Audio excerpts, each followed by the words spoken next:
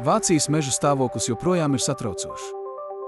Vācijas jaunākais mežu stāvokļa ziņojums rāda, bojājumi redzami 4 no 5 kokiem, un situācija gandrīz nav mainījusies kopš pagājušā gada. Neskatoties uz pērnā gada labvēlīgajiem laikapstākļiem, egles, briedis, dižskābarža un ozoli turpina ciest no ilgstoša sausuma un augstām temperatūrām kopš 2018. gada.